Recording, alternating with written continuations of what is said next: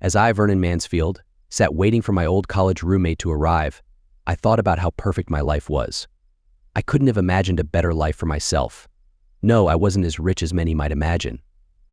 I imagined myself rich in other ways. I had a beautiful wife of 11 years who seemed to adore me and denied me nothing in our relationship. Leslie possesses the most beautiful natural golden hair of any woman I have ever seen. It is full and rich with a length that extends halfway down her back. She is constantly complimented by men and women alike on her lovely locks. Our love life is on the simpler side, but solid and strong. I also have two wonderful children, little Marla, an energetic 8-year-old daughter, and her older brother David, a lively 10-year-old who loves anything sports-related. I even love my job. It's been fulfilling as the group leader in the mechanical engineering department, but I was one among 3 vying for the engineering department manager, who was retiring soon. The other 2 candidates are well qualified, but I feel good about my chances to snag the top spot. A man my age spotted me and was approaching me with a huge smile. We embraced in a quick back-patting hug. "Ethan, my man, how have you been?" "Great, Vern, just great. It's good to see you again," he chuckled. "Hey man, when are you going to quit that job of yours and come work with me? We could always use someone as skilled as you in our company." "Man, you're always trying to convince me. My life is just perfect as it is. Why change it?" I chuckled. "Oh, did you get that promotion you were aiming for, Vern? You know we have a different organizational structure which gives you more opportunities to advance faster.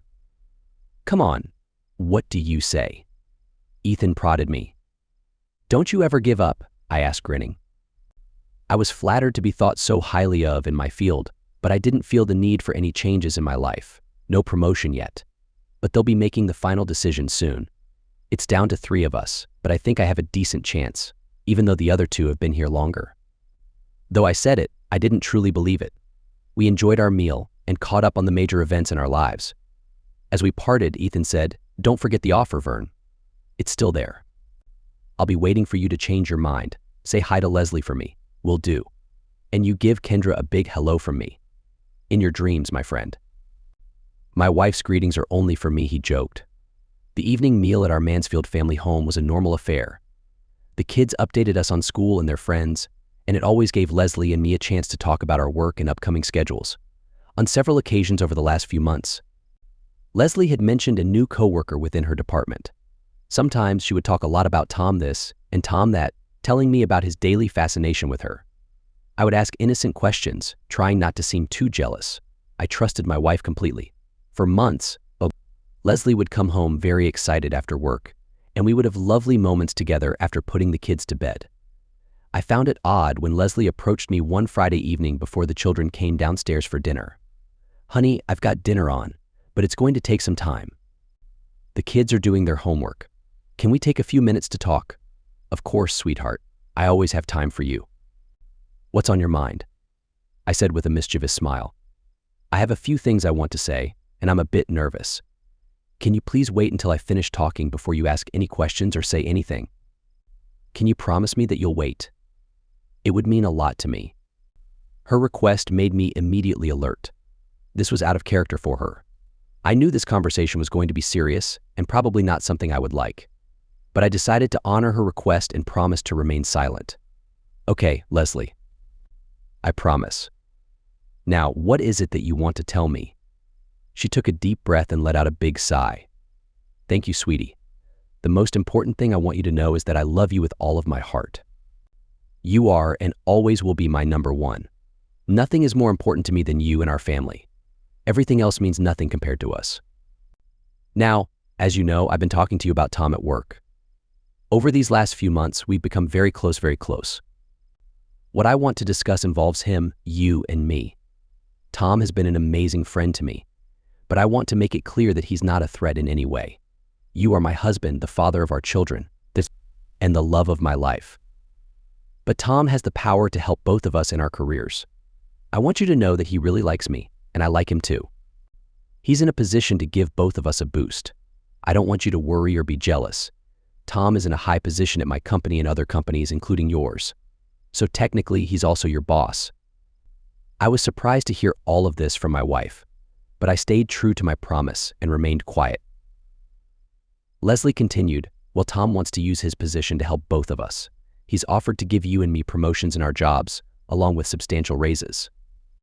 I can't tell you how excited I am at the possibility of promotions and higher salaries for us. Tom said that your salary would increase by 40%, and I would receive a 50% increase along with a promotion as his executive assistant. It's incredible, isn't it? Just imagine how much better off our family will be with such significant raises. Now, since Tom and I have been working closely lately, we've grown fond of each other. But I want to make it clear that we haven't crossed any boundaries. He knows that I would never cheat on you. Other than that, he is an amazing and honorable man. He doesn't want me to cheat, and he wants everything to be open and honest between the three of us. He wants your knowledge and consent. He won't take our relationship to the next level without your approval. He's the one who insisted that I tell you everything tonight and not keep any secrets. He wants complete transparency among the three of us. Isn't that great? Tom promises that we'll both get our promotions and raises as soon as you give your consent. With your cooperation, I am so excited for our family's future and financial stability. Just think of all the advantages we'll have with the extra money. Private schools for the kids, amazing vacations, nicer cars, a bigger house, stylish clothes, and fancy restaurants, just to name a few. Can't you see, baby? This will be so good for all of us. Unaware of the tension building up in me, she continued. So basically, I'm asking you to give your permission for us to have a professional relationship beyond the usual boundaries. It would only involve you, me, and Tom. He says it will actually improve our marriage. I don't love Tom in the same way that I love you, but I appreciate the knowledge he can bring.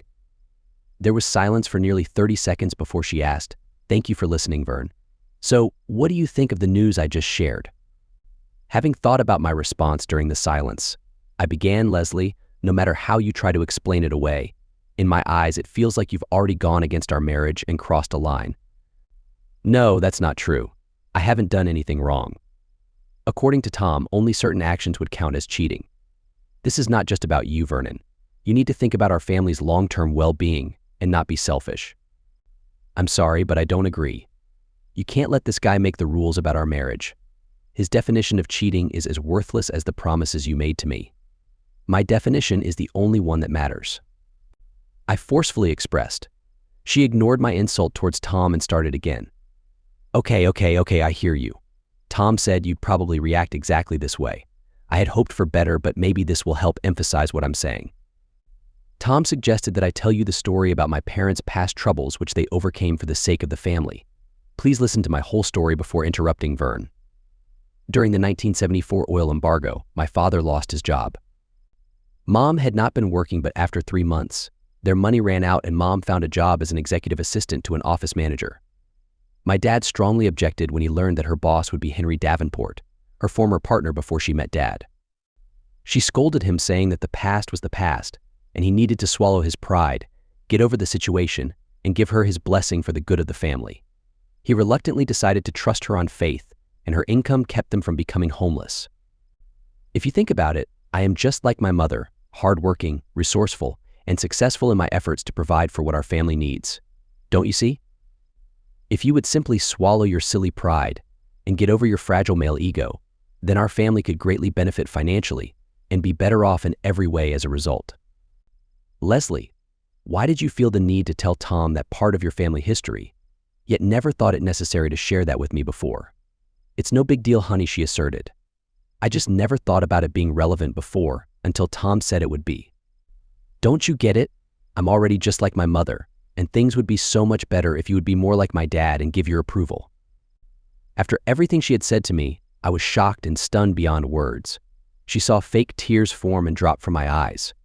I remained silent, thinking. Though I have tremendous willpower, it took everything I had to control my emotions. She finally asked me to say something. Leslie, my first question is this: are you willing to cut off all contact with Tom forever for the sake of our marriage? She felt my pain as she teared up as well at my obvious distress. Don't you see, baby? It only makes sense to continue with him for the sake of our marriage and family. You have told me countless times how much you love me and expressed that you'd do anything for me. Now I'm asking you to fulfill your promise. Please say you'll give your approval and give this a chance to work for us. After a long pause as a delaying tactic, I quietly offered, in the famous words of Meatloaf's song, "I'd do anything for love, but I won't do that. You have given me much to consider." I'm going to need some time to think about it. Believing my response to be a positive sign, Leslie moved to throw her arms around me to hug and console me, but I pushed her away. I'm sorry, Leslie, I can't. Not now. She acted hurt and repeated, Tom said you would probably act immature in the beginning before coming around to understanding and agreement. Saying nothing more, I went upstairs, packed a small suitcase to last several days, and was moving toward the door leading to the garage. She urgently asked, "Where are you going?" I sarcastically replied, "You want to know where I'm going?" I'm going to consider just how wonderfully helpful Tom has already been to our marriage. She knew better than to provoke me any further. Don't forget, honey, we have the neighborhood BBQ tomorrow afternoon and lunch with my folks on Sunday. Maybe I'll be back Sunday by night, but I seriously doubt I'll be back before then. What? What do I tell people who will be sure to ask about you? Tell them all the truth that I am considering your request to be involved with another man besides me, and see what they say. Vern. She sobbed as I left in my car. I ignored her pleas. Leslie ran back inside the house to call me on my cell phone only to hear it ringing on the kitchen table. Things didn't seem very hopeful at that moment, and she cried on and off alone the entire night, not having a clue where I was. Her heart was breaking for what she'd done to me. I had taken all I could from her. Had I not left when I did, there's no telling what I may have done, and I didn't want to find out. I had never known such pain and anguish in my entire life. It was as if open heart surgery was being performed on me with no anesthesia. How could she ask such a thing of me and still claim to want to be my wife? I had to get away for a while and gather my thoughts. My head was spinning. I checked into a motel on the other side of town. I intentionally left my cell phone at home so she couldn't talk to me or locate me, and she wouldn't have any reason to come to this part of town this weekend. After checking in, I went to a fast food place for a quick meal. I wasn't very hungry but knew I needed to keep my energy up. As I was about to go back to my room, I noticed a bike trail that went behind the motel. I decided to take a walk and release some of my built-up tension. What was she thinking? Did she believe that I would be okay with this? It didn't sound like she had been forced or tricked. Was she that naive to think that what she had already confessed to wasn't cheating? How had I failed her? Am I not enough for her? We aren't struggling financially. Are a few extra dollars that important to her? How did that guy get her under his control? If I don't give them my approval, will she leave me for him? Is there anything that can save our marriage at this point? These and 1,000 other questions filled my thoughts. Questions I had plenty. Answers were scarce. I couldn't think of anything I had done that might cause her to act this way. I had never cheated, never even entertained the idea. Oh, I've looked at a beautiful woman from time to time, but what man hasn't? However, I never acted on any impulses. I returned to my motel room around 10:30 that night with some ideas for my next steps. I needed more information. I was growing tired physically and had exhausted my brain thinking, I'm not a drinking man or I'd be drunk for sure. I tossed and turned all night. Saturday morning, after breakfast at an IHOP, I called Stan, Leslie's father. Although we weren't particularly close, I respected the man. He was a hard worker and dedicated to his grandchildren. I asked Stan not to mention meeting with me to anyone, especially Helen, his wife, and my mother-in-law. We met up at Denny's for lunch. What's going on, Vernon? This is not like you to be so mysterious. Do you need my help with something? Inquired Stan. Actually, you're the only person who can help me understand something that is a serious problem right now between Leslie and me. Can I trust you to not say a word to anyone about what we talk about today, at least for the time being? I realize that Leslie is your daughter, and I wouldn't hurt her for the world, but maybe you can shed some light on a few things for me. Sure, Vern. I don't know what this is all about, but I'll keep your confidence man to man. I laid everything out for my father-in-law. My being caught off guard by Leslie's unusual requests, and the story she told me about him and her mother back in 1974 when he'd lost his job. Stan returned a knowing look, winced, and began to share his side of the story. When Helen first took the job, I looked for signs. Seeing none, I eventually accepted her claims of faithfulness to me and our marriage. But something happened to make me doubt her loyalty to her marriage vows. When Leslie was 5, she was riding on my lap on the riding lawnmower. 2 dogs attacked our dog in our yard. I quickly set Leslie aside in the yard, stopped the mower, and ran after the dogs. As I separated them, I heard Leslie scream. She had wandered over to the slowing mower blade before it had stopped turning, and her foot was deeply cut. Helen and I rushed her to the ER. Our precious little one had lost a lot of blood, and the hospital staff asked us for blood donations to help her through her injury. Helen and I were both tested, and while she was donating blood, they asked me if the biological father would also be available to donate blood. Stunned, I clarified that I was her biological father. The doctor quietly explained that the blood tests were checked twice, revealing that my blood type was incompatible with Leslie's and that she couldn't possibly be my biological child. You can't imagine the mix of emotions that overwhelmed me after learning such shocking information. I considered divorce, but Leslie had already secured a place in my heart, and biological or not, she is my daughter, so I decided to stay and be the best father I could be. I just couldn't abandon her at that point. I didn't want a bitter custody battle to result in me only seeing her every other weekend. I despised her mother for what she had done, but I loved Leslie more than I hated Helen. Shocked, I asked, "As you know, Leslie and I have been married for 11 years now. Why did you stay with Helen even after Leslie left home?" That's a good question. I suppose by then, I had already exhausted my animosity towards her mother until I became numb inside. Make no mistake, I have no love for her, remaining none. And another thing, I have not had any contact with Helen since that day at the hospital. That's why Leslie is an only child. Helen knew she couldn't have another one so easily, especially since we were no longer together. She never asked me why I refused to have contact with her after that. She knew why. She overheard what the doctor had told me.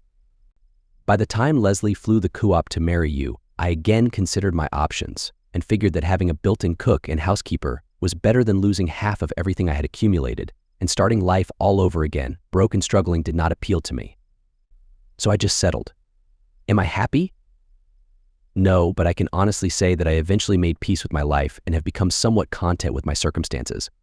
The biggest downside to me was knowing that, unlike Helen, I would never have genetic offspring. Over the years, Helen and I both have had our flirtations with others, but we have been discreet and never rubbed it in the other's face. So we have a truce. Why do you think Helen stayed with you in a loveless marriage? You'd have to ask her that. We never talked about it. Oh, she tried to apologize to me a few times over the years, but I don't trust anything she says, so I've never engaged her. Had she initiated divorce proceedings, I wouldn't have objected, but I wasn't going to be the one who started it. I guess we're both too stubborn to admit we failed. A sad commentary on our life, isn't it? But she knows she's the reason she and I will never be happy together. I have several friends who also remain in loveless marriages. I think it's more out of convenience than anything else. Helen and I have no couple friends together. I refuse to waste energy putting on a false front for acquaintances. Does Leslie know? I asked. No, neither of us ever told her, and I would prefer that she never know, to be honest. But at this point, if everything you're telling me is true, then I don't see how her knowing now would change anything. Although we both raised her the best we could, apparently she has taken up her mother's ways more than adopting my values. Do what you will with what I have told you, but I'm not going to be the one to tell her. Bursting her bubble will be all on you if you decide to go down that path. I won't deny it, but neither will I break it to her. Perhaps knowing might shock some sense into her. Maybe, maybe not. I thank Stan for his honesty and promise that whatever I decided to do regarding his daughter, it would not be on impulse, and that I would carefully consider all of my options. Stan and I grew much closer in those few minutes through shared pain than we had connected over all the previous years. That afternoon, I purchased a voice-activated micro-audio recorder with a spare memory card from an electronics store and devised a way to secretly use it to gather more information going forward. True to my word, I returned home Sunday evening at supper time. Leslie shed grateful tears when she first saw me, but I said we'd talk after the children were in bed. I spent every possible moment with the children. They are now my main focus. Leslie tried to hug me before our talk, but I once again pushed her away. She teared up at my rejection. "Vern, where have you been? What did you do? Have you thought about what we talked about before you stormed out of here?" "Yes, I've done nothing but think this weekend. And I still don't know if we can recover from the bombshell that you dropped on me Friday evening. My position is, either you give up that guy, or there will be consequences." Leslie urged, "Look, honey, you're looking at this all wrong. Instead of looking at it as an either-or scenario, think of it more as an in addition to situation. It will only add to our marriage, not take anything away. Unfortunately, I understand that you believe that. But there's not a chance that I ever will. Now, let me get this straight. You said that you wanted everything to be out in the open, if I recall, no secrets, right? That's right, baby. No secrets. That's what Tom and I both want going forward. I winced at hearing that guy's name again, but held my tongue. I needed to be cautious until I had more information, so I decided to play along with her for now. Okay then. I think I am coming to terms with what you've told me so far. I hate it, and this weekend has been the worst of my life. Thanks to you. Okay then, here's the deal. Apparently you refuse to let him go even after I beg you to do so. What might help us get through this, Leslie, is you giving him up completely. Since you refuse, you are choosing to give up with me what you have already given to him. So think about that. She continued crying as she considered my words. Tom had never indicated that it would be like this. She'd called him when I had been staying at the motel, and he'd comforted her and encouraged her, but Tom kept insisting that my compliant nature would soon surface, and when it did, everything would go back to normal for us. She desperately hoped that he was right. Her marriage depended on it. Later that night, while Leslie was showering, I carefully hid and planted the tiny voice-activated audio recorder in the lining of her purse. She would have to suspect it was there to look for it where I had hidden it, and I didn't think that would occur to her. I resolved to check it daily after work. Monday morning while at work, I made an appointment to see a family law attorney. There was no way that a divorce would be good for me in any way. I didn't mind splitting half of everything with her or even letting her keep the house. But what I couldn't possibly accept was the custody situation. More than likely, I would end up only seeing my children every other weekend, and that was unacceptable. There's no way I was giving up my children. Even if I was lucky enough to get a judge to award me 50/50 shared custody, I still could not bear to lose them for half the time. That would be unbearable to me. They are my legacy. No, divorce would be a lose-lose proposition from my perspective. I recognized that I would truly miss her. It also occurred to me that I couldn't just switch off my love for my spouse. It's been said that love and hate are similar but polar opposite emotions. That may be so, but I couldn't fathom the depth of my despair. At this point, I didn't harbor any resentment towards the woman I had married, merely a terrible, deep sense of loss. Every evening I swapped out the memory chip from the audio recorder I had hidden in her purse while she showered. Then I copied the recordings onto the hard drive of my PC into a secret folder as a backup. I decided to wait and listen to them the next morning at work. The first 2 days she was pretty much crying to him about my reaction and our non-existent relationship. He consoled her, restoring her confidence in his plan. Apparently in the past, when he had affairs with married women, it created serious problems for him when the husbands found out. It almost always resulted in divorces and wasn't worth all the difficulties and settlements trying to contain the fallout from a scandal. This time, he desperately wanted to turn the submissive husband into a willing submissive cuckold. Thomas figured that if I loved my wife as much as she declared that I did, he could use that to his advantage and have her ask for my permission to be with him. If I was willing to agree, then I wouldn't get in the way of his using her anytime he wanted. He scolded himself for not thinking of this option before. He saw himself as an alpha male and saw me as insignificant. Tom continuously encouraged her to be patient, telling her that I would come around in time. Then another bomb was dropped on my heart on the third day of listening to the recordings. Leslie, I need you to be 100% honest with me right now, okay? I mean the truth, the whole truth, and nothing but the truth, all right? Of course, sweetie. I told you, no more secrets. Everything's out in the open now. If that's true, then answer me this honestly. Have you ever been with that guy? She looked down at the floor and mumbled, yes. But you never asked me that specific question before. I see, I said through clenched teeth. Please tell me, dear wife, if there were to be no more secrets between us, then why have you continued to lie about something like that? I specifically asked you if there was anything more that you had done with him that you had not told me about. And you said no. Not only are you unfaithful, but you're a lying cheater. You make me sick. You disgust me. Vern, calling Tom and me names might make you feel better, but it doesn't accomplish anything. Look, Tom and I talked about this at length. I was pretending to be interested to gather evidence of her disloyalty for a potential custody dispute. I hoped to use the jerk's arrogance and Leslie's innocence against them. That night, when I was changing the memory card on her purse recorder, I found her cell phone, opened the back, and carefully disabled it so it wouldn't work. I grinned at my skill, knowing that I wouldn't be able to detect the tampering if I hadn't done it myself. The next morning, as Leslie was getting ready for work, she realized that her cell phone was dead and frustratingly left it at home to charge. Tom needed some convincing, but she reminded him that this is exactly what they were working towards. And the fact that I was asking her to demonstrate on him was just an added bonus. Surely, if she did a great job and was able to effectively showcase her newly learned skills, the next logical step would be my approval for her and Tom to spend time together. Tom reluctantly agreed, and they performed for me in a video call directly from Tom's cell phone to mine, since hers wasn't working at the time. However, when Leslie returned home that evening, she learned that things had not gone as she had hoped. "What did you think, sweetie? You have got to be kidding me. After the first couple of minutes of you being with that guy, I felt sick and couldn't watch anymore. I'm done. If you ever thought that I wanted any of this, then you are completely wrong. You are repulsive to me. Not only will you never do those things to me, but the thought of being with you in any way disgusts me. I refuse to sleep in the same room with you anymore, Leslie. I'm moving to the spare bedroom. It's unbearable to sleep next to a person I can't trust. Who knows what I might catch from being near you?" As she watched me packing my things, I sarcastically announced, "Incredible. Isn't everything between us much better now that Tom is helping our marriage?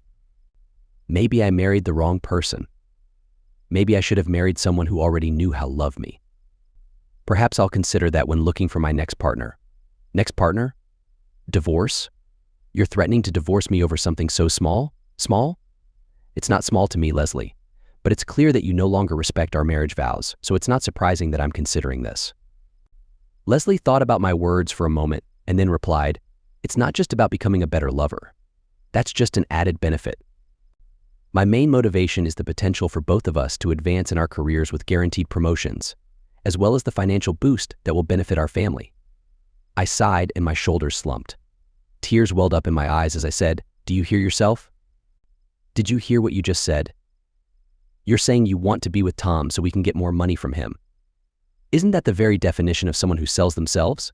Do you really think I want to stay married to a person like that?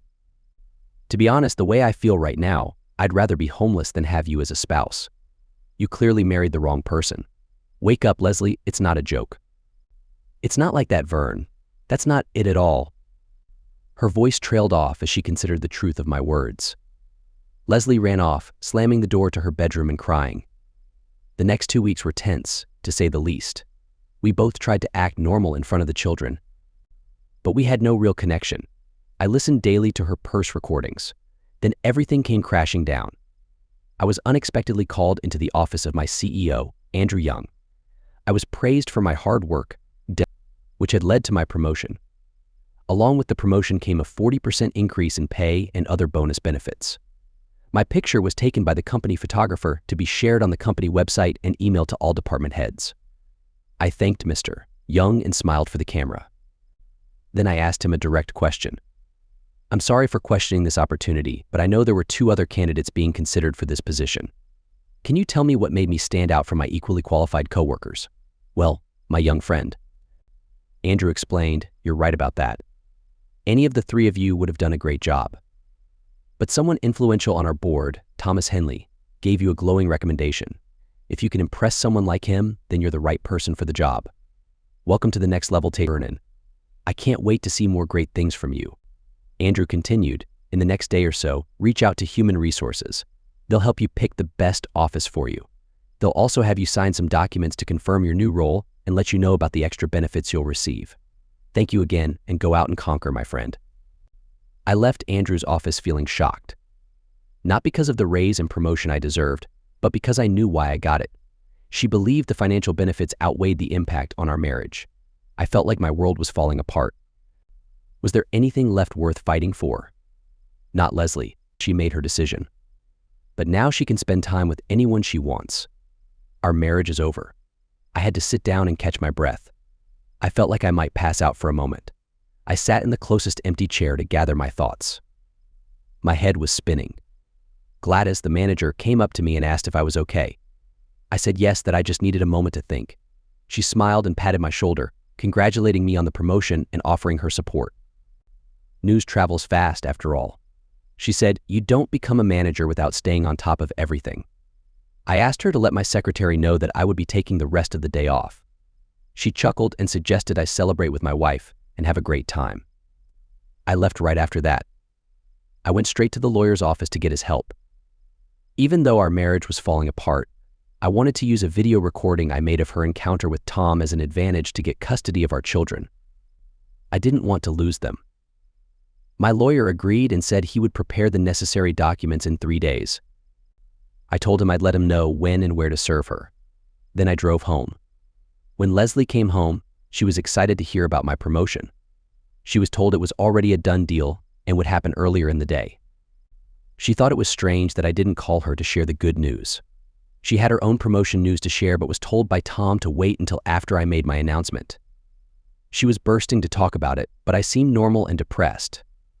She fought the urge to tell me and went to bed disappointed. I listened to the recording of her conversation that day and realized I had proof of what happened.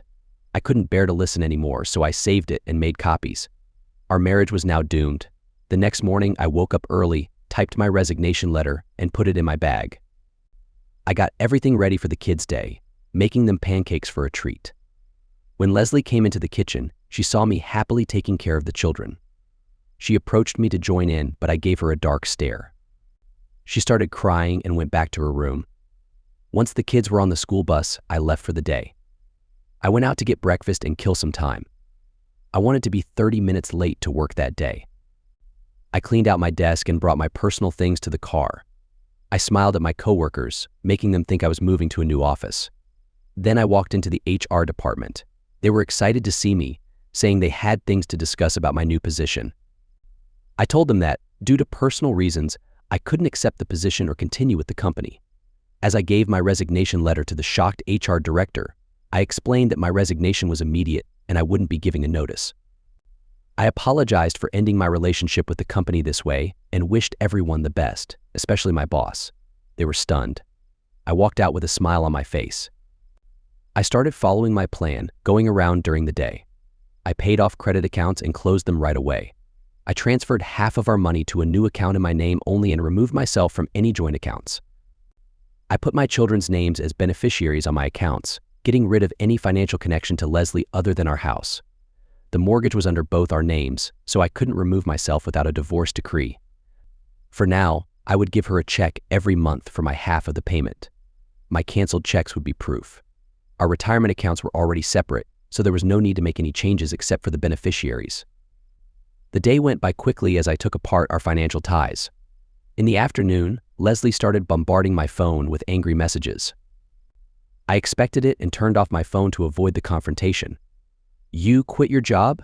Why would you do that without a good reason? How could you? I had barely walked through the door before Leslie started yelling at me. Her anger was fierce, and she was disgusted by my decision. I knew she wouldn't let me off easily, and I didn't want the children to witness our argument. They didn't need to see that.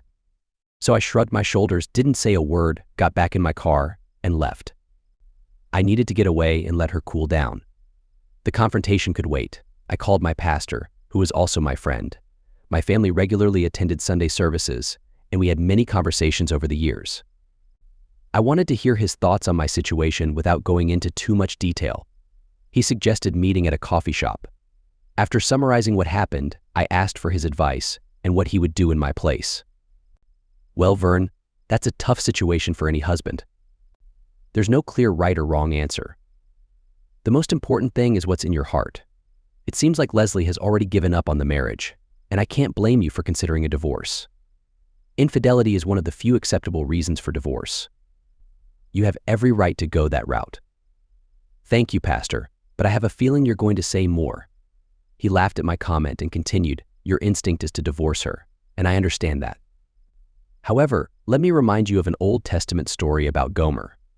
In the book of Hosea, there's a prophet named Hosea who married Gomer, an unfaithful wife. Although she had 3 children with Hosea, some believe that 2 of them weren't his. Gomer openly ran away with another man, but God told Hosea to show her love again, even though she had been loved by someone else and was unfaithful. Hosea found her in a terrible situation, sold as a slave. He bought her back and told her to live with him, not being with any other man. She was deeply touched by his true love, and as far as anyone knows, she changed her ways. That's the story in a nutshell. It's up to you to decide what to do with it. As your pastor, I'll support you through this tough challenge. I shook his hand and thanked him for his words of advice. It would be incredibly difficult to cut her out of my life. But it seems just as painful to live with her and face her destructive behavior every day. I decided to go out for the evening to a dinner and dance club. I thought I could have a nice meal without being torn apart by Leslie and watch couples who still cared for each other have a good time. Although it would remind me of what I had lost, it would also remind me that true love was still possible in this world, even if it wasn't meant for me and Leslie. Another positive was that I could ease my emotions with a bit of alcohol. I don't care for the taste of alcohol, and had enough self-control not to get intoxicated. I just needed something to relax. I sat off in a back corner of the large venue where I could watch the dance floor, but stay separate from the rest of the crowd to dwell in my sad state.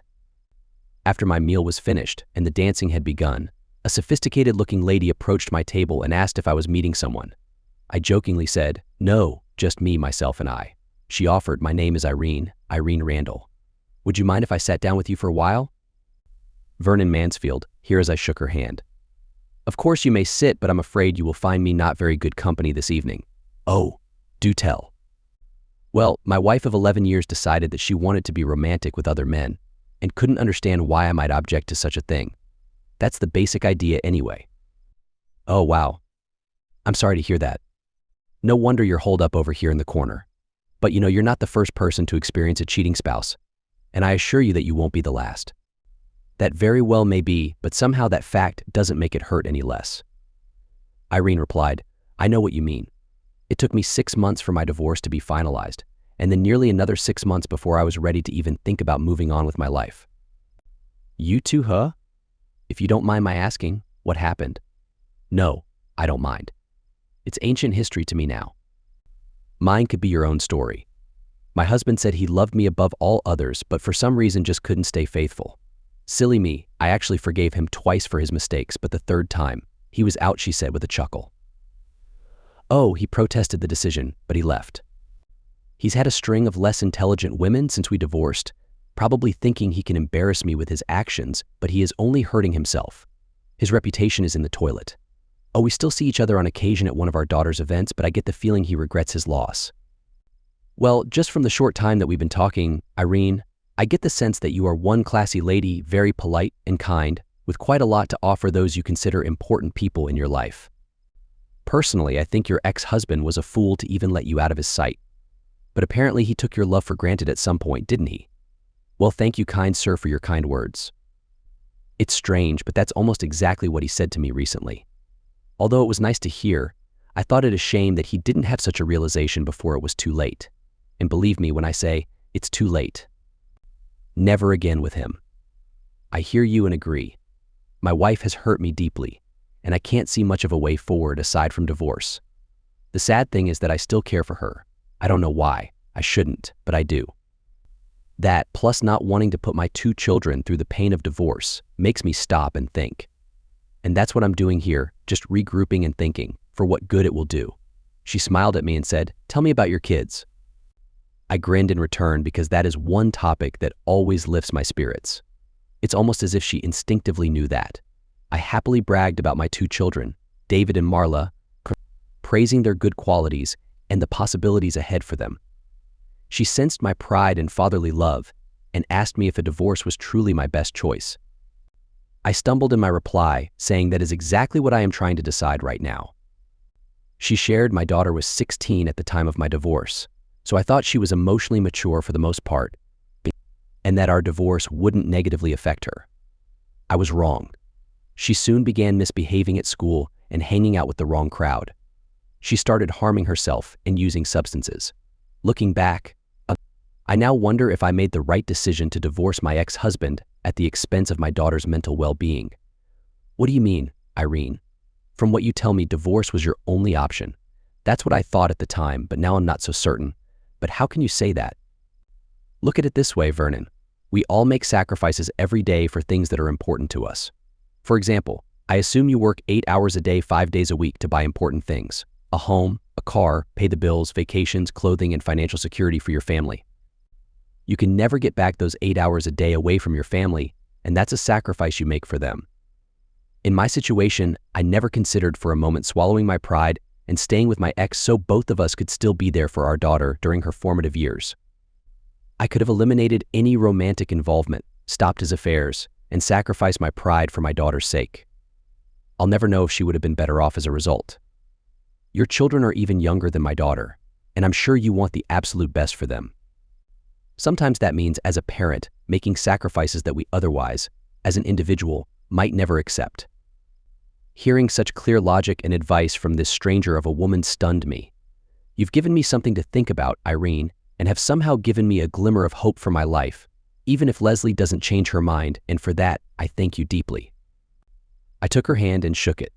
Her wide smile showed her satisfaction in being helpful in such an important decision in one's life. You have no idea what it means to hear you say that. You have made my day. Perhaps we both were meant to meet tonight. Who knows? Look, here's my number. If you ever feel the need to talk, I'm here to listen. I know it's too early for you to consider such things, but if you decide that divorce is your only choice, please give me a chance to get to know such an interesting gentleman as yourself better. I thanked her as she gave me a wink and left me to my thoughts. At midnight, I quietly entered my house, hoping to go to bed without an argument. Unfortunately, that was not to be. Just as I approached the stairs to go up, I heard, "Where have you been?" Leslie loudly asked. Thinking was my soft response. I don't know what you were thinking, especially quitting your job as you did. I'm sure with one phone call you can undo it and go back to work. Leslie, it's after midnight. Both of us are tired and emotional. Whether you like it or not, I am not going to have this argument with you right now. If you want, we can discuss our issues after the kids are asleep tomorrow night. But I'm going to bed right now, and I suggest you do the same. You're not getting off that easily, Vernon Mansfield. I want to talk now. Stop it. Stop yelling at Daddy, Mom. Stop it. My 10-year-old son shouted. I hadn't noticed him there. I'm sorry we woke you, David. We didn't mean to. Why don't you go back to bed now?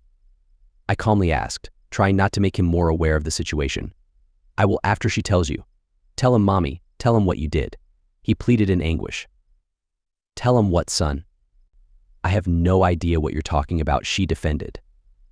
Earlier tonight, I heard you. I heard you talking to him on the phone, some man named Tom. You told him you really liked him. You're supposed to really like Daddy. Why would you say that to another man? He blurted. It's nothing, sweetie. He's just a friend.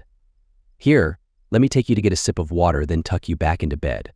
Leslie encouraged our distraught son. I was furious that our son had overheard her private conversation with a mean person. I was so angry that I wanted to harm her in that moment. I knew that anything else I said would lead to a big fight, so I calmly said, I'm going to bed now.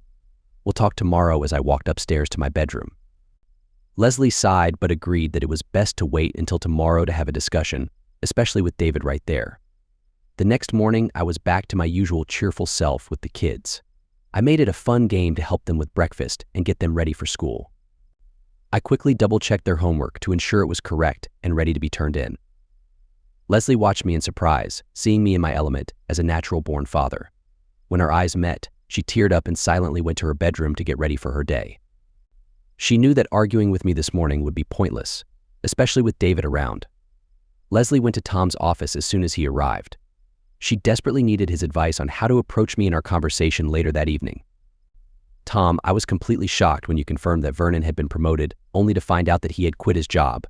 We both worked so hard to get to where we are, and he just threw it all away like it was worth nothing. I don't understand. What did he say when you confronted him last night? Nothing. He didn't say a word. He ran away when I confronted him and left me to handle dinner and the kids' homework on my own. I cried all night waiting for him. He tried to sneak into bed around midnight, but I was prepared to confront him. What did he say when he saw you? He dismissed me and said we would talk tonight, leaving me with no choice. Then David came and admitted that he overheard me tell you that I loved you on the phone. That ruined any chance of talking last night. From now on, I have to be careful about what I say at home. I understand, said Tom. It seems like Vern is carefully considering his options and thinking about every word before speaking. That's not a good sign. A hot-headed person blows off steam and can be influenced by their emotions. But Vernon seems like a thinker, and that makes things more complicated. What do you mean? Have we made a mistake? Don't worry too much, although I'd prefer if you didn't use such strong language. What I mean is that he won't make this easy for us. Quitting his job probably means he suspects that you and I have been closer than we should be, because you mentioned that his promotion would come after his consent. Even though he didn't give it, he likely figured out that his promotion was a result of our connection. And it seems he wasn't happy about it. You think he knows what happened between us? It's not hard to put two and two together. What should I do, Tom? I love Vernon with all my heart. Of course I love you too, but you promised me that my relationship with you would improve my marriage and bring us closer. But Vernon has already talked about divorce. I can't imagine my life without him. I need him, Tom. Don't worry, my dear. Everything will work out. We just need to be patient and find a way to fix everything. This is what I'm good at. I didn't reach where I am in life by accident. Just give me a little time to figure something out. It'll be okay, you'll see. Are you sure, Tom? Can you promise me? I promise. Oh, Tom, that makes me feel so much better. How much better, my dear? Let me show you how much, she said as she hugged him tightly, grateful for his support. After discussing at length how to approach me in our impending confrontation, Leslie received a text from me at 4:30 p.m. I asked her to meet me at the Carriage House restaurant at 6 p.m. sharp because I had made reservations for that time. She was thrilled that I was making a romantic and possibly conciliatory gesture. The Carriage House was an upscale restaurant that we had only been to twice before. She quickly replied, saying she would be there excitedly. Anxious to ease the tensions between us, Leslie found me already seated at a table in the center of the restaurant, surrounded by other patrons. She realized that I had purposely chosen this place to ensure our conversation remained private and calm. Although she was disappointed, she thought it was typical of me to plan things carefully. "Hi, honey, where are the kids?" I stood up as Leslie arrived and pulled out her chair for her, acting like a gentleman. I dropped them off at my parents' house after helping them with their homework. I thought we could have some alone time without them overhearing. Why did you choose this place? I think I know the answer, though. Well, I wanted us to have a nice dinner in a pleasant setting where we could discuss important matters without getting angry. I hope you can forgive me for being so calculated. No, that's one of the things I admire about you. You always think things through, and I should have expected nothing less, she said with a smile. At least we're off to a good start. I just hope it stays that way. After ordering our food, I started the conversation. So last night you mentioned wanting to have a serious talk. Well, here we are now. What is it that you want to discuss? Well, first of all, I think I already know the answer, but I want to hear it directly from you. Why did you quit your job? She asked in a quiet voice. Fair question. You told me that we both would get promotions and raises once I agreed to let you be with that mean person. Don't use such strong language. He's not mean, he's actually a very nice guy. If circumstances were different, you two could even be friends. You can call him your special friend if you want. But to me, he means nothing. Now, let me explain further. The tone of my voice worried Leslie. I had never used such harsh language or spoken so rudely before in our marriage. This was very unlike me. I continued. After my unexpected promotion the other day, I asked my boss what led him to choose me. He told me it was because of your friend, Thomas. Immediately, I knew it was because you had already gotten close to him, even without my consent, and that's why I got promoted. I couldn't keep such a job knowing that it came at the expense of our marriage. I also lost respect for my boss. So, I felt it was best to resign immediately. Leslie started to cry, trying to hold herself together. She whispered, "But don't you see? I did it for us, for our family's future. It was an opportunity for both of us to advance in our careers. Can't you understand that? What happened to not doing anything without my consent? I never gave it. I know, but you've been distant and cold towards me for the past weeks. I felt like we were at a standstill. I thought that sharing the news of your promotion and pay raise would break the ice. I only want what's best for us. Can't you see that?" I let out a big sigh. I've heard a lot about what you want. But for some reason, you never bother to ask what I want. What I want is something you can never give me, ever. I want a faithful wife. I understand that you may genuinely believe that what you did was best for us. But from my perspective, you betrayed me in our marriage. I don't care about any pay raise or my job if it comes at such a high cost. Your actions had the opposite effect of what you intended. This has been the most miserable experience of my life. I am devastated by the loss. Our love may not be the most important thing, but it means a lot to me. And you went and gave it to someone else. I don't understand. It feels like a knife through the heart. Leslie couldn't hold back her tears anymore. This wasn't how Tom had told her things would go. Honey, you're seeing this all wrong. I love you and only you. Tom is a great friend, but I don't feel the same way about him as I do about you. Things may not have gone as planned, but that's because you're being stubborn and won't see things from our perspective. Now that we both have our promotions, we can go back to the way things were and be happier with the extra money. Please, honey, let's overcome this and be happy again. She didn't know what else to say or do. He doesn't know everything like you believe. Look how wrong he was about me. Leslie, your body has been hurt, mistreated, and violated by him, I said angrily. Your body disgusts me. Just looking at you makes me sick. Your hair, which I once loved, now seems dirty and unkempt. As for my job, I'm never going back. I'll look for work elsewhere. I still have my skills and qualifications. Another company might appreciate what I bring, even if you don't. Right now, I'm so disgusted with you and our marriage that I don't see any way to move past your betrayal. Divorce seems like my only option. No. Please, Vernon, don't say that. Let's take some time and talk through this before making any hasty decisions. I'm exhausted from talking right now, I'm afraid. You've had your chance to speak. The one thing I had hoped to hear but never came was an apology for her behavior and treatment of me. She felt no remorse, and that's all I needed to know from this meeting. I said as I stood up, here's $200. That should cover dinner. Enjoy the rest of your meal. I'm going to pick up the kids now, and I walked away, leaving her in tears.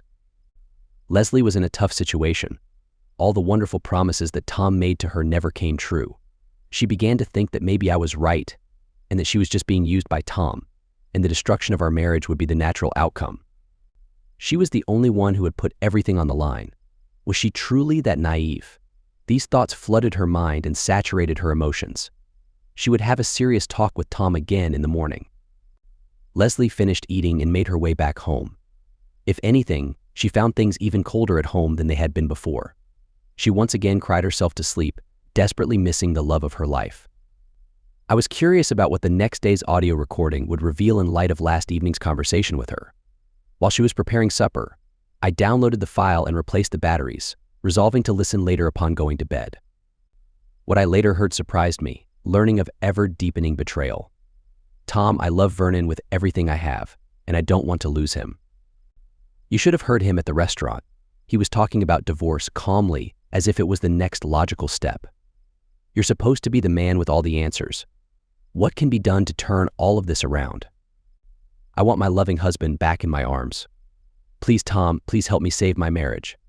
Now, Leslie, all is not lost. Not by a long shot. Things aren't nearly as bad as you think they are. That's easy for you to say. You don't go home to a walk-in freezer every night. Look, I've got a plan to set things right for you again, and I am ready to set it in motion. That's the best news I've heard in a long time. What do I need to do? I'll do anything. Well, that's the beauty of my little trap, baby. You won't have to do a thing. I'll send out a beautiful spider for him, and he will be the fly. Huh? What do you mean, fly? What do you have in mind, Tom? Well, it's simple, really. All I need to do to set everything in motion is make one phone call. It may take several days for the trap to be sprung, but once he's in it, you will have the upper hand once more. Oh? Come on, spill the beans. Fill me in on the details, she pressed excitedly. I can tell you right now that you're not going to like the details, Leslie, but unless you can come up with a better solution, frankly, I can't see any other way to set things right. What I have in mind is getting Gloria involved. You have never met her, but she and I go way back. She is a stunning woman, drop-dead gorgeous. She could wear a potato sack, smile at a person, and make them feel great. She has that effect on everyone that she comes across. She's simply magnetic, and I intend to use that to our advantage. He resumed, first of all, I'll have my private investigator keep tabs on Vernon, especially during the day. Gloria will be with the investigator and constantly be aware of his whereabouts, and just happen to cross his path on more than one occasion.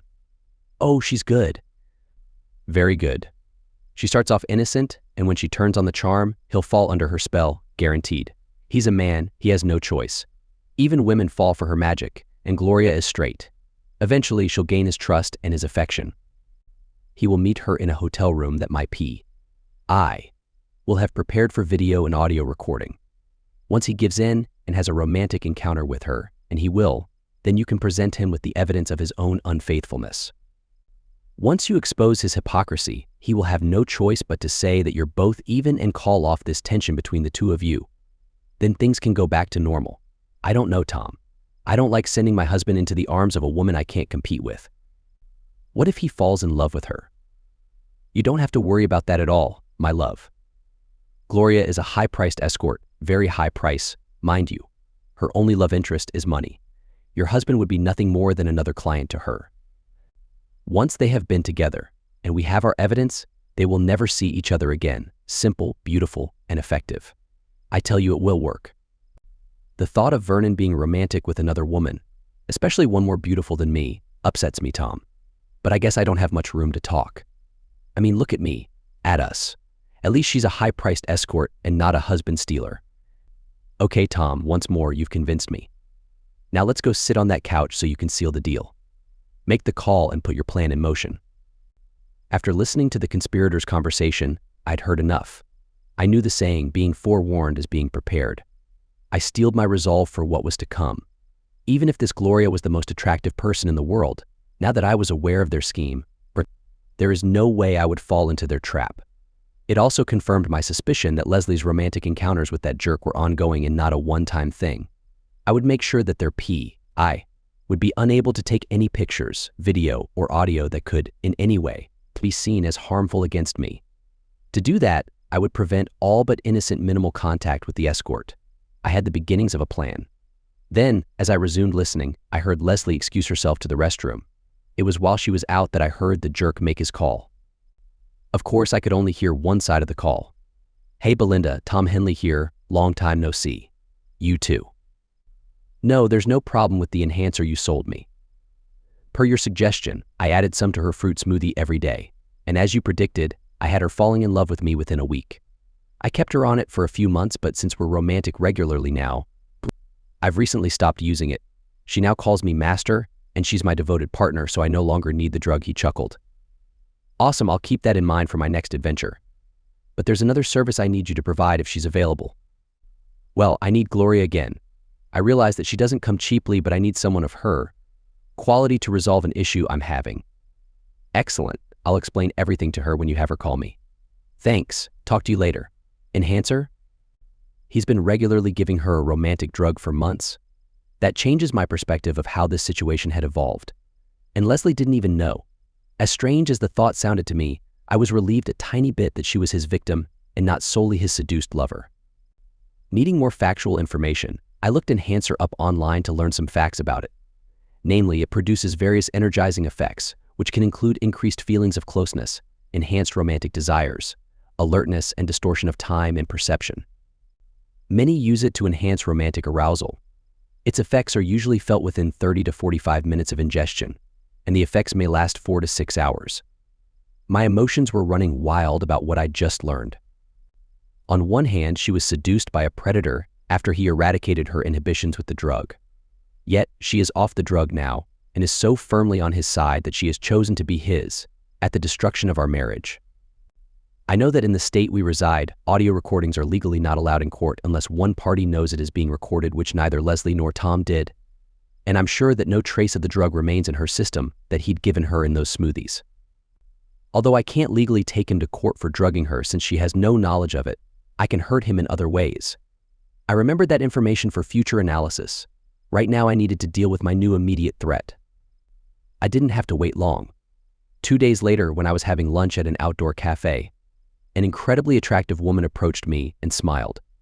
She oozes personality, practically radiating it. I had never seen a more beautiful person before. Gloria said, "Please excuse me. Most of the other outdoor tables seem to be taken, and since it is such a lovely day, would you mind sharing this table with little old me?" Hers was the smile that would capture attention. I had planned my response to such a situation and almost forgot that this had to be their setup. It wasn't lost on me that there were several other empty tables nearby. I quickly raised my finger as if to get her attention for a moment, then pulled out my cell phone as if it was on vibrate, indicating that I was receiving a call. Hello? Yes, Dave, what's up? Well, I'm about halfway through my lunch right now. Darn. Okay, sure. I understand. I'll be back in the office in about 5 minutes. Pretending to hang up my phone, I said to the unnamed person who had approached me, "Please excuse me, I am. A situation needs to be resolved in the office. Yes, I agree. It is a lovely day. The table is all yours now. I quickly made my exit without another word. Gloria just stood there stunned. She was unaccustomed to rejection. She walked over to the P.I., who was seated nearby, and shrugged her shoulders. Maybe next time, she said. Meanwhile, the P.I. took several pictures of her for his own collection. Of course, I had no office to report to since I had formally resigned from my position.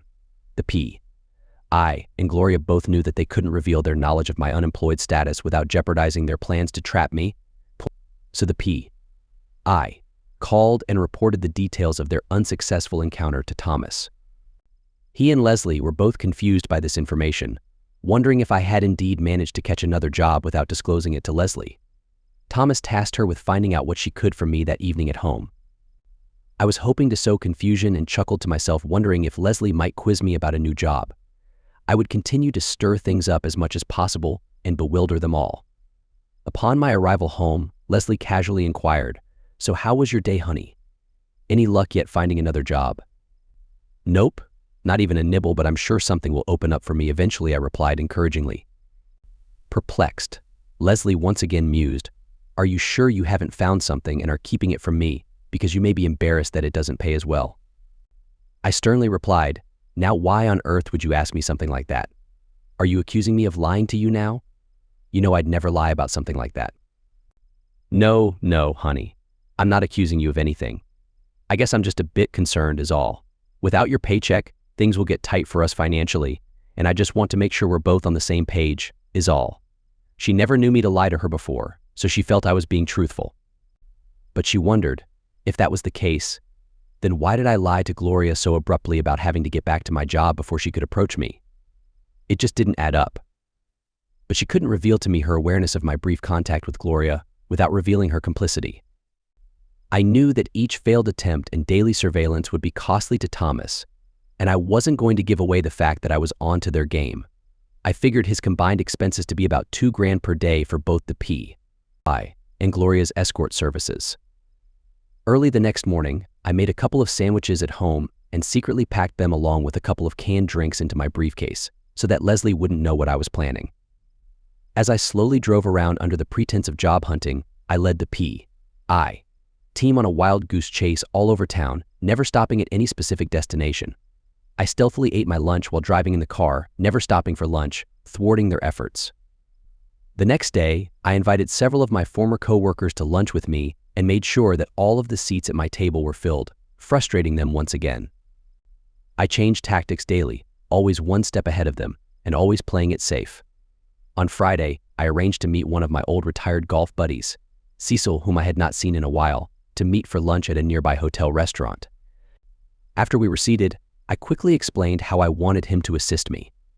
Of course, Cecil, being widowed and single, was always up for spending time with a charming woman. Sure enough, as we finished our salads and the entrees were being delivered, the vivacious Gloria made her anticipated appearance. Her million-dollar smile enchanted Cecil from the outset. He immediately rejoiced and was only too happy to help me out with such a lovely encounter. "Please forgive me, fellas. Would you mind if I joined you for just a moment?" said Gloria, oozing with enthusiasm. Cecil immediately remembered his cue and took the lead, saying, "Please. A delightful lady such as yourself can sit with us and stay just as long as you like." Cecil fawned as he took her hand. "You gentlemen are just so nice, thank you. It's just that I have never been here before, and what you have ordered looks so tasty. I thought I'd be brave and ask you how it was. For your recommendation, of course," as the sweet words flowed from her lips. I never even looked her way as I spoke to Cecil. "Hey, buddy, can you keep this lady from leaving our table while I visit the restroom? I'd sure love to give her my thoughts on this place. I'll be right back." "Sure, old man. Don't you worry, I'll do my best to keep her company until you get back," Cecil said with a knowing grin. "Please, excuse me," I said as I stood and headed toward the restroom without saying a single word directly to Gloria. I never looked back as I rounded the corner. I figured I could get a 15-minute head start as I slipped out the rear entrance into my car. I evaded the attention of the P.I. and left from the rear parking lot. I got away clean. Things just weren't going their way, and Tom's expenses continued to accumulate. I chuckled at my success in playing their game.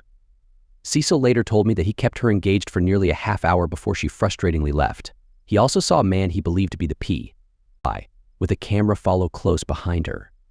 Cecil thanked me for helping him get so close to such a charming lady because it made him feel lively again. Things weren't improving any on the home front. I busied myself every evening by spending quality time with the children. My bond with Marla and David was growing ever stronger, while Leslie stomped around the house acting upset. She had been told to expect things to go much differently than they were going. Listening to her conversations with the jerk nightly, I could tell they were becoming increasingly frustrated with their unsuccessful efforts to catch me with Gloria, and the jerk was complaining about the expense.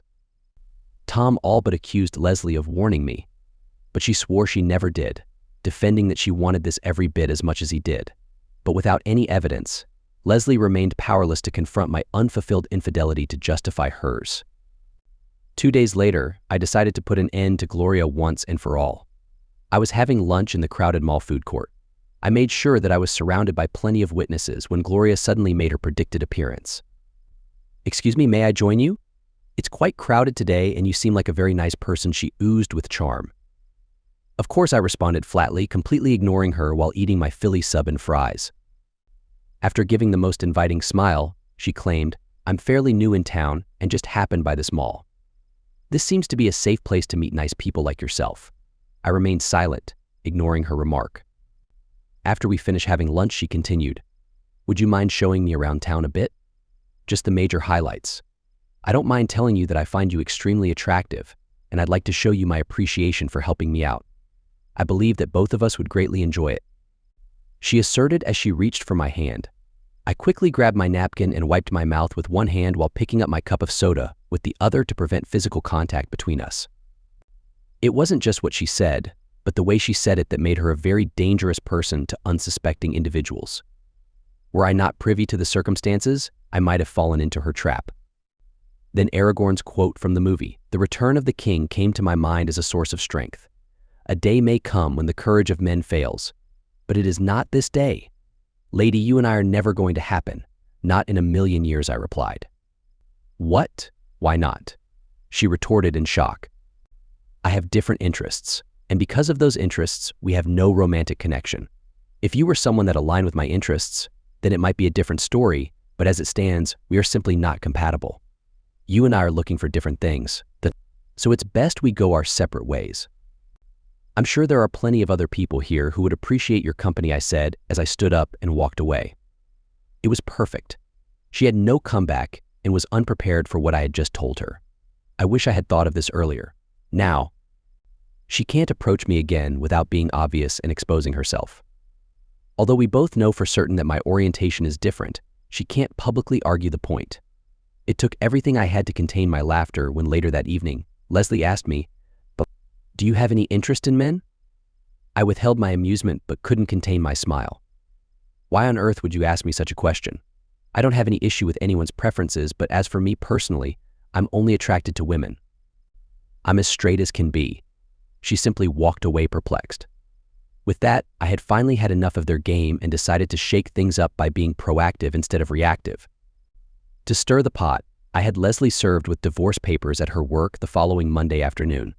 When her expected call came, I decided to have our conversation remotely rather than face-to-face.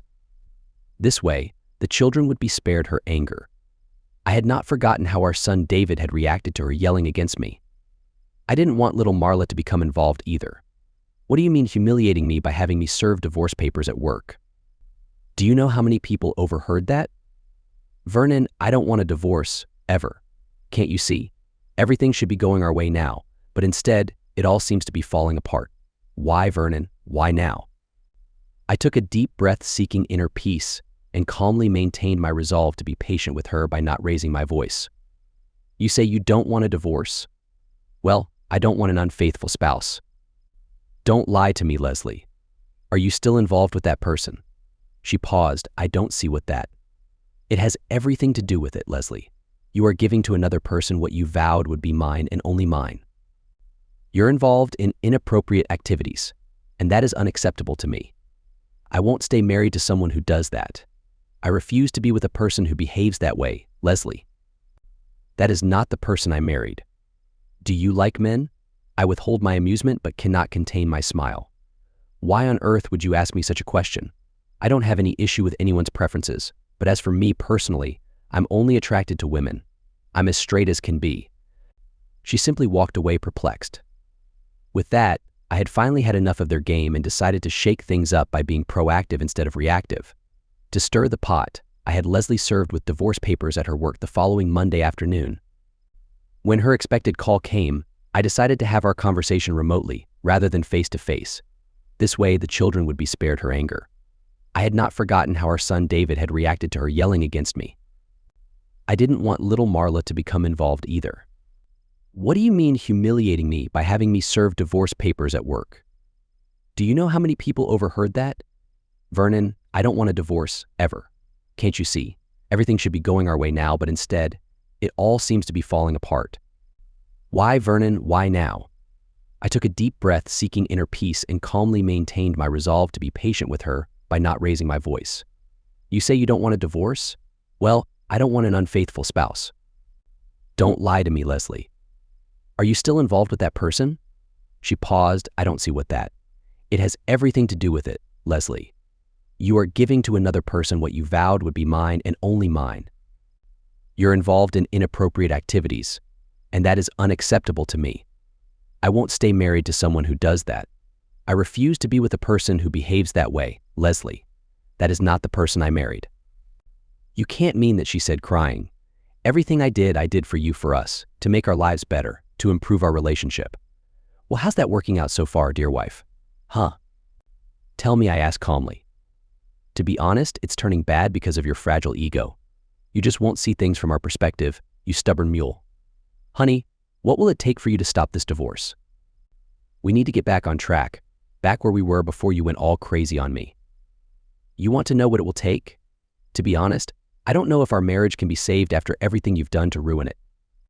But for starters, you need to quit your job and end things with that person cold turkey, no contact ever again. I have other demands that need to be met for us to continue, but let's focus on these first two. So what's your decision, Leslie? Tell me. All I heard was crying for a while before she continued. You jerk. Why can't you be more like my dad and be more accepting? Be a better person for once and appreciate the good things that come your way, instead of quitting your job and throwing away our marriage like it is nothing. I hesitated and thought, should I tell her? I pondered. Apparently, she needs another shock to her system. The threat of divorce seems to bother her, but it has not broken her spirit yet. I decided to go for it.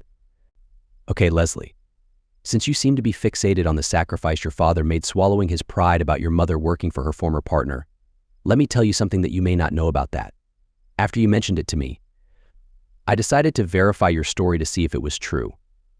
I'm here to tell you that what you believe about your childhood is completely off. Do you already know, or do you want to hear more? What are you talking about, you fool?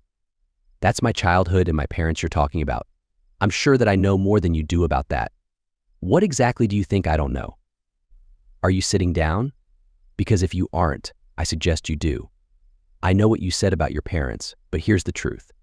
When I left our house the first time after you surprised me with your affair, I met with your father to discuss the story you told me about him. And this is what he told me.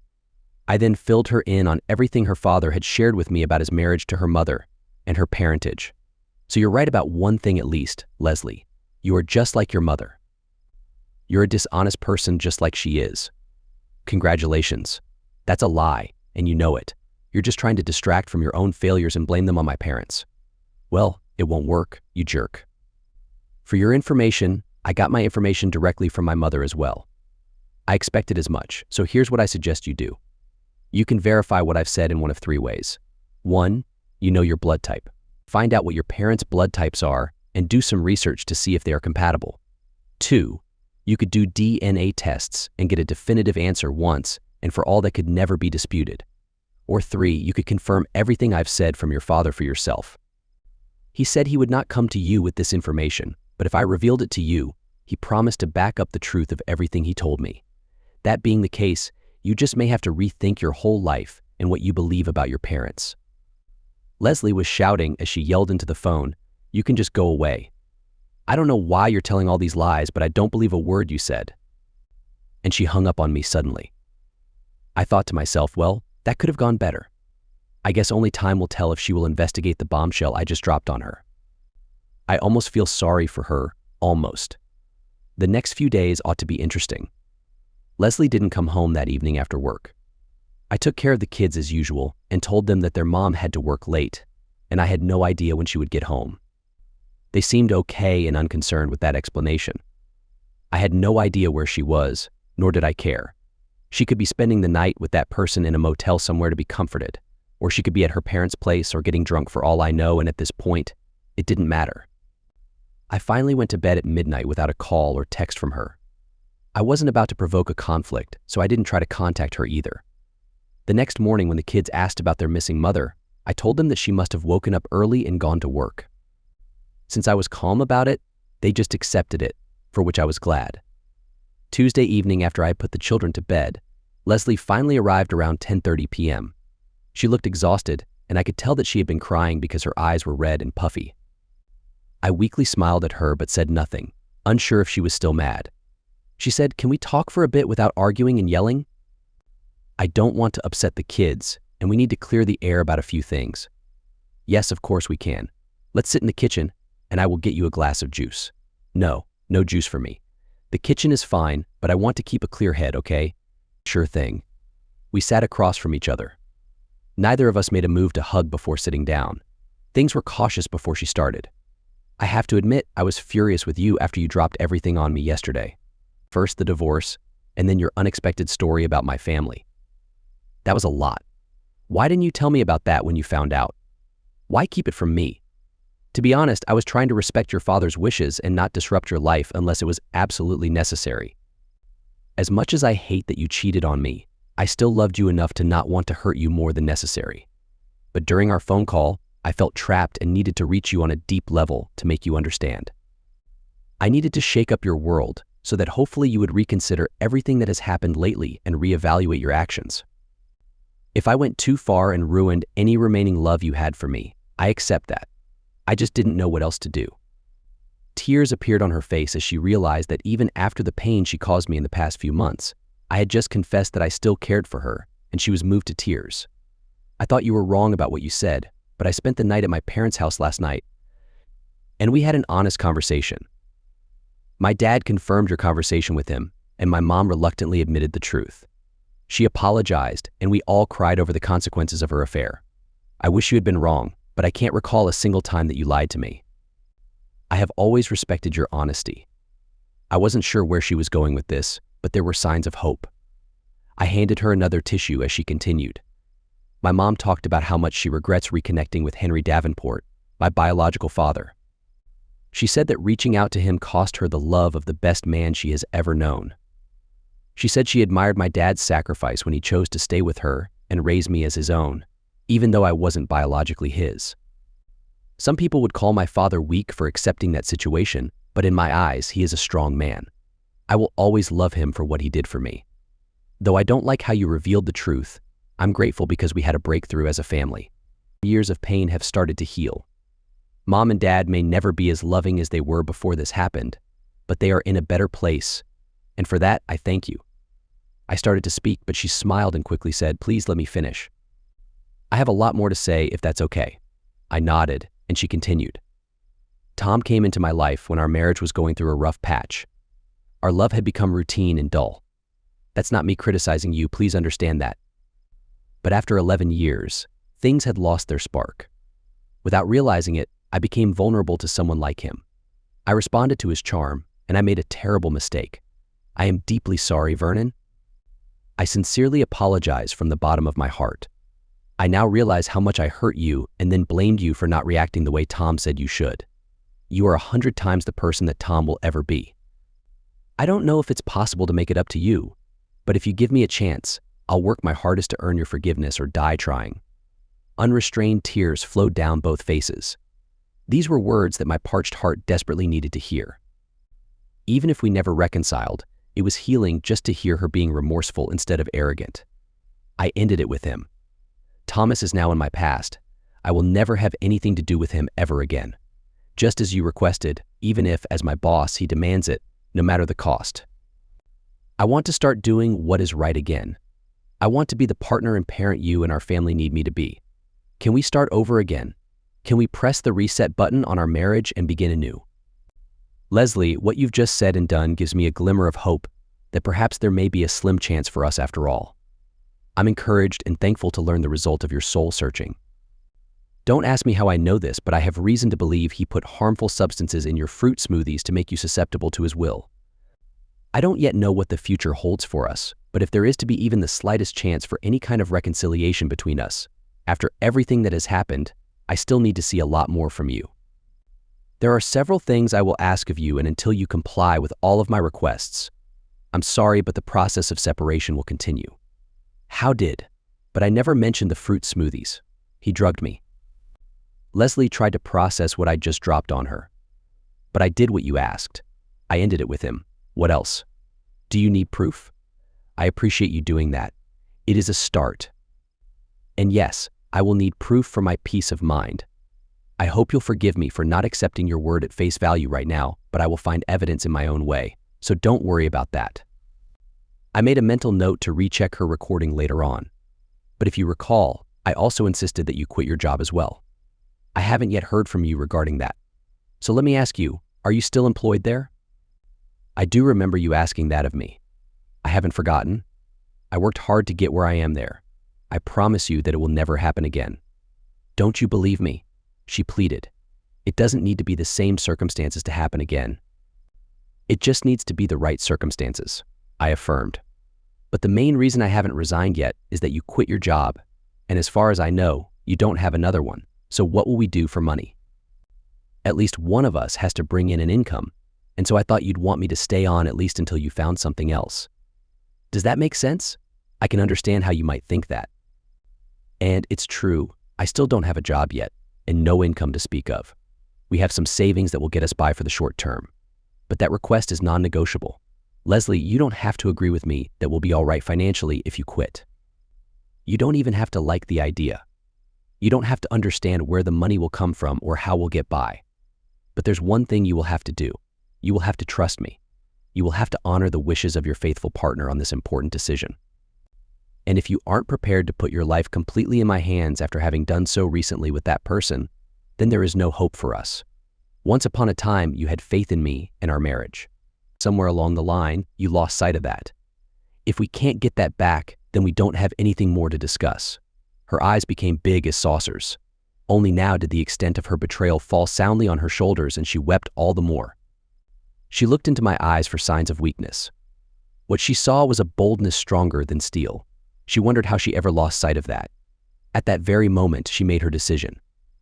You're right about me, about everything. I may never understand how I could have become so blinded. I hope it was the harmful substances you mentioned, and not my own choice. Okay, honey, a leap of faith here.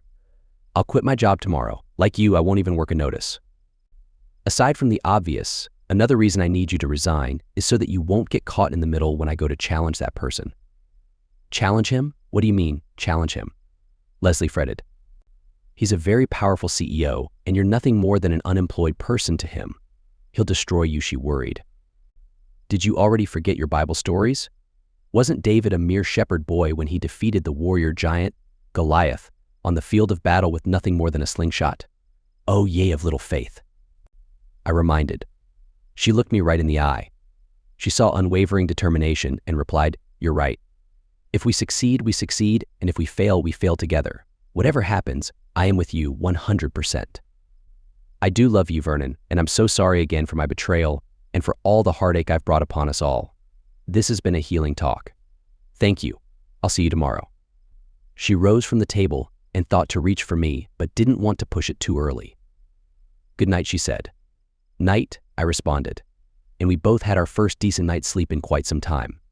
I once again was up assisting the kids before Leslie rose for the day. She joined us for breakfast.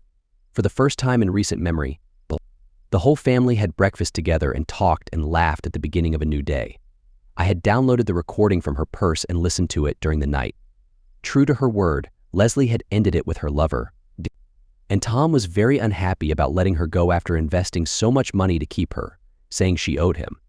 She told him that she had paid the price 1,000 times over with the loss of her partner's love and respect. It wasn't a pleasant conversation. Now for the next test, would she quit her job? The job for which she paid so high a price to get where she was? Only time would tell. Leslie put on a good front in front of the children, but after they got on the bus for school, she couldn't look me in the eye and cried. I wanted to go to her and hold her, but I needed to know the depth of her resolve. Almost as if she had read my mind, she looked up and smiled at me. It was her smile of true love, one that had been missing for so long. As she composed herself, she said, "I thought about it last night, and you're right. That job has already cost our family too much and isn't worth it. I'm going in today and formally quit. Then perhaps we can continue. Well, I've given it some thought too, and you may want to reconsider. By that I mean there is something else I want you to do, and I will gladly go with you for support if you like. When you go to HR to sever your ties with the company, I want you to also file a complaint against Thomas for his inappropriate behavior. Now hear me out before you object. I realize that you were a willing participant and freely engaged with him, but in reality, he wrongly used his position of authority and access to you to manipulate you and lead you astray. He is not a trustworthy person.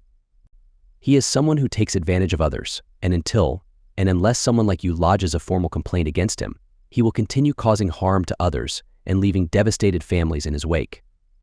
But if I do that, his family will surely find out about us. Isn't there some other way we can deal with this without causing harm to his marriage as well? I see. So you'd rather protect his marriage instead of ours? Is that what you're telling me? No, of course not. That's not what I'm saying. Well, that's what it sounds like to me. You can't have it both ways, Leslie. Either you're on his side or mine. I thought you'd said you'd be willing to do anything to save our marriage. Is that no longer true? Do you want him to be free to do the same thing to countless others without facing any consequences? Choose. What's it going to be? You're right again. It's just that, believe it or not, I had already thought about reporting his actions in some way, but the bottom line is evidence. HR is going to want me to have some kind of strong evidence to support my claims, or this will just end up being another he said, she said situation, and he is a lot more powerful than me, so who do you think they'll believe? Remember that trust thing I asked of you yesterday? That shouldn't be limited solely to financial matters. Trust in me when I ask you to do something. You are not alone in this. I am right by your side, and when I start confronting them, it'll be like a whirlwind. Don't you worry, I've gathered all the evidence we'll need, or I never would have asked you to do this. But how? Where? When? How? As I said, don't worry about that. You just go file the complaint, and when they set up an interview with you later to explore your charges and confirm your evidence, that is when we will confront them and expose his wrongdoings. When you resign, tell them that the reason is due to Thomas' inappropriate behavior. That'll get things moving. Do you want me to come with you? Not this time, Vern. It would be too embarrassing to openly admit my mistake in front of my coworkers and my partner at the same time. But when they interview me, yes, you're my support, and I will definitely want you by my side then. I do love you, you know. I nodded in acknowledgement. Call me when you get in your car after resigning and filing your complaint. She gave me a weak smile. As she dressed for her mission, I pondered how best to compile all the evidence I had collected.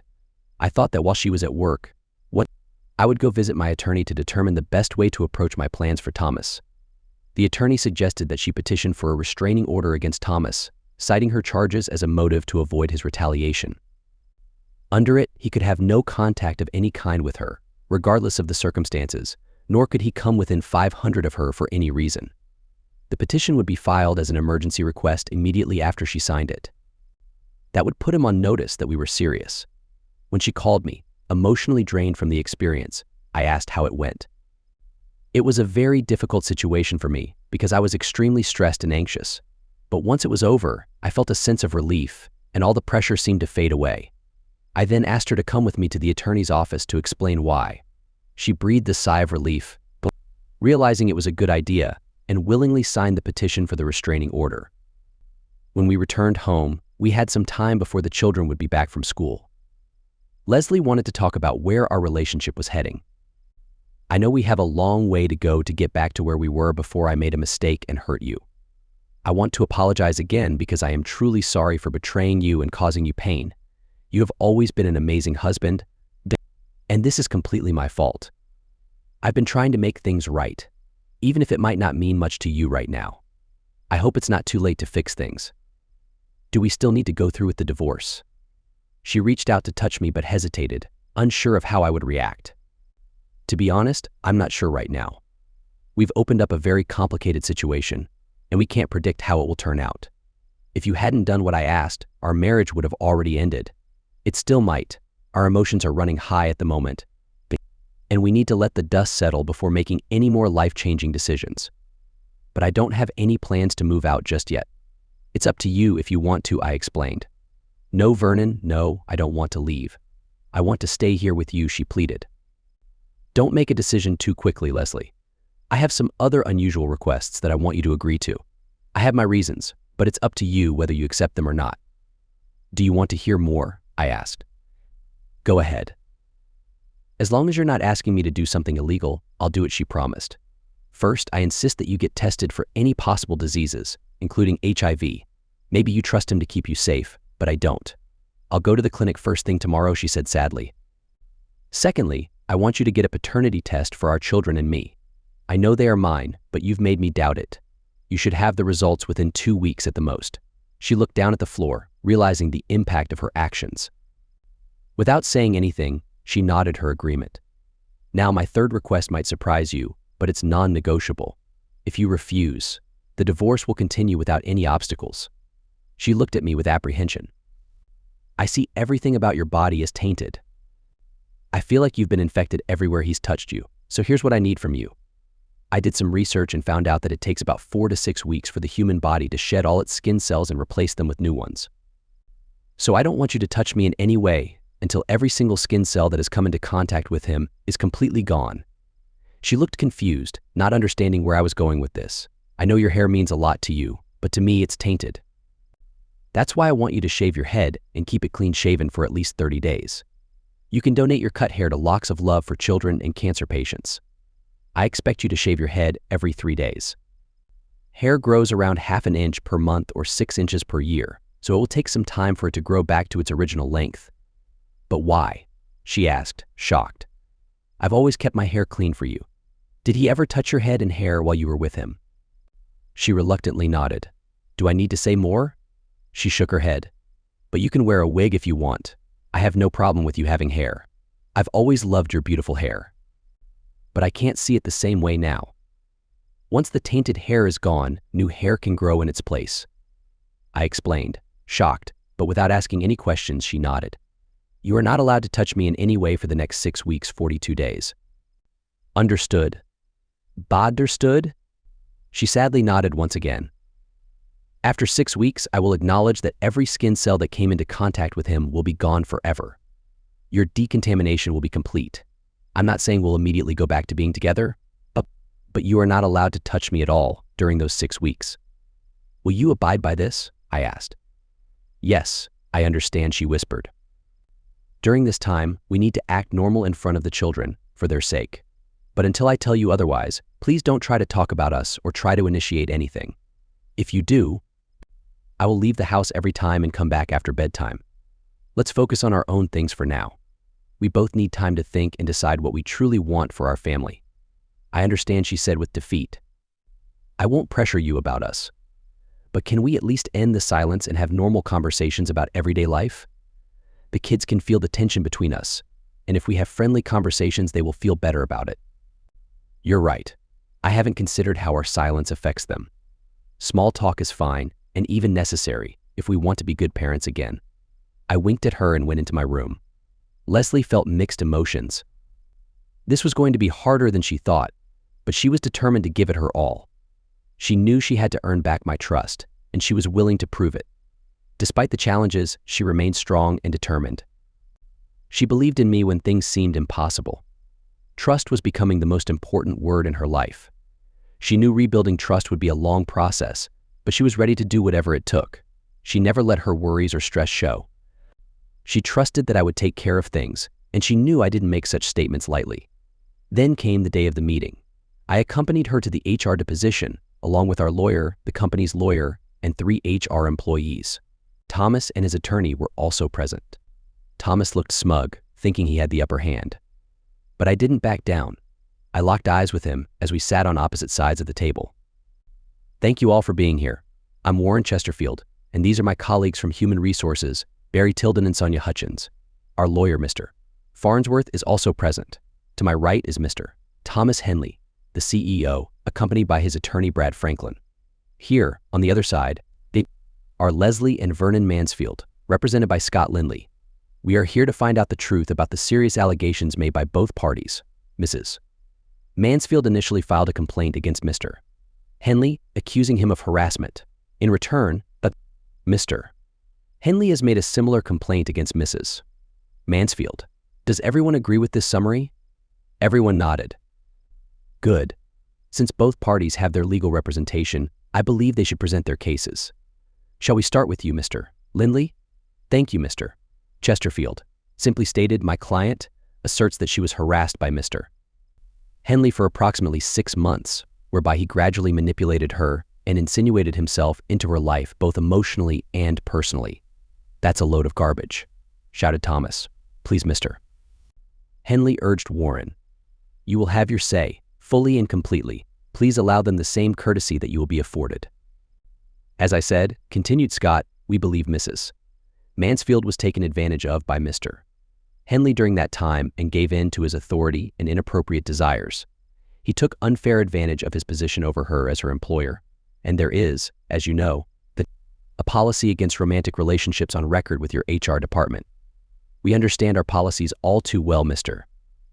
Lindley, however, in light of Mr. Henley's similar allegations, how can we come to any definitive conclusion regarding your allegations? I feel certain that Mr. Henley will be alleging the same thing. You're right, I will, croaked Thomas. Please, Mr. Henley. With all due respect, I ask you to let them have their say uninterrupted. H.M.X. Thomas. Thank you, Mr. Chesterfield. Please call me Warren. Thank you, Warren. Before we continue, I want to give Mr. Henley ample opportunity to withdraw from these proceedings and allow my client to collect compensation in the amount of $500,000 payable to my office. If not, I'm afraid that once we present our evidence, Mr. Henley will have no cover because everything will be revealed for everyone to see and will then become part of your permanent HR record. You have nothing on me, you worthless hillbillies. I'm not backing down from anything. You hear me? Hit me with your best shot. Brad Franklin, Thomas' attorney, grabbed Thomas' arm, trying to silence him in vain. Thomas shrugged his arm away from him. Let the record show that I offered Mr. Henley every opportunity to reconsider his position, stated Scott. If not, I'm afraid my client has no choice but to prove her claim. Warren, would you please begin playing the first of these 2 discs? The DVD, please. Once play has begun, please do not interrupt the presentation of our evidence before my client's allegations have been accepted as fact. I leaned over and whispered into Leslie's ear, I want you to trust me again right now. Get up, please, and go wait outside in the corridor. I'll be along shortly. To say that Leslie was shocked would be an understatement. She was unaware of any DVD video or audio recordings and was confused about how I may have come by them. Did I hire a detective? Yet without hesitation, she promptly followed my instruction. We understand. We will play your DVD in its entirety provided it is not too long, quipped Warren. No, sir. It's about 7 minutes long, a compilation of a much larger file compressed for the sake of time. Very well. Sonia, would you please play this on our system, please? The crystal clear video showed Leslie spending time with Thomas. Brad Franklin immediately objected, saying, Look, Mr. Henley does not deny being emotionally manipulated by Mrs. Mansfield. I don't see the relevance of showing video of any of their encounters, except as a ploy to try to further embarrass my client. Thomas spat through clenched teeth. You jerk, you recorded it? Why? So you could watch it as often as you like and see your wife do that with someone else. I simply smiled. My confident, controlled silence unnerved Thomas. Sonia, asserted Scott, would you mind turning up the sound, please? It is the combination of audio incorporated with the video that gives this evidence its relevance. Thomas tilted his head into one hand, feigning a headache. He knew what was coming. As the audio volume was raised, the conversation became clear. I had a difficult time and turned my head, having seen it all before. Scott said, Thank you, Sonia. That should be enough. As everyone in this room can clearly see, Mr. Henley is definitely in control of the relationship he established with my client. He was her master in the context of their encounters. His disdain for Mr. Mansfield is also evident. If Mrs. Mansfield had been blackmailing him, the roles would have been reversed. If further evidence is needed, we have the full unedited session available in addition to improperly recorded audio recordings between my client and Mr. Henley. Would you like to hear more? No, thank you, Scott. I believe we have a clear understanding of the nature of this unfortunate relationship. Without a word, Thomas got up and left the room, followed by his attorney. Further evidence is unnecessary, stated Warren. But we do have an issue with the amount of the damages you are seeking. Excuse me, Warren. Vernon? Would you mind stepping out in the hall for a bit, please? Your presence is not required during these negotiations. I'll call you back in if needed, so please stay nearby. I nodded, joining Leslie out in the corridor, and closed the door. Anxious and concerned, Leslie asked, "You have DVD and audio recordings of us. When did you get all that? Why didn't you say anything about it? If you knew that you were being recorded, you wouldn't have been as honest now, would you? We'll talk about this later. Right now, I hope Scott is getting the outcome we want." As we sat on a wooden bench against the wall, Leslie put her arm through mine and sat in silence, pondering everything that was happening inside. Yes, Scott, we have an issue with the amount you are requesting for compensation. $500,000 is a sticking point for us, I'm afraid. Even $1 less might be acceptable, but not a penny more, indicated Warren. Oh? And why is that, Warren? Because any settlement amounts of $500,000 or higher require a recommendation from this HR department to the board of directors for immediate dismissal, even of a CEO like Mr. Henley. Do you see my point, Scott? I do, retorted Scott. You misunderstand the amount I am requesting for my client. As her representative, my fee is 20%. I intend for the Mansfields to receive the full $500,000 after deducting my 20% fee. Therefore, the total amount I am seeking is $625,000. I'm afraid we can't agree to such an amount, Mr. Lindley. It is our job as HR representatives for this company to protect Mr. Henley to the best of our ability. Leslie and I wondered how the negotiations were going inside. Scott came highly recommended as an aggressive lawyer. I hoped he lived up to his reputation. 15 minutes later, Scott came bustling out of the room abruptly. Well? I asked. Not here, Scott implored. Let's go grab a bite to eat, and I'll explain everything there. Shall we meet at O'Alley's? Of course, I said. Leslie and I rode with Scott to O'Alley's, a popular restaurant nearby, and we met there for lunch. Immediately after placing our order, okay, what happened? I anxiously asked. Well, you two. I know you're wondering how this turned out. They hesitated at the $500,000 amount we initially asked because it would lead to Thomas' termination. I assured them that I was well aware of that fact. The mysterious text you received that night was from a fellow board member who despised Thomas' behavior and wanted him gone. I explained about my fee, which meant nothing to them, of course.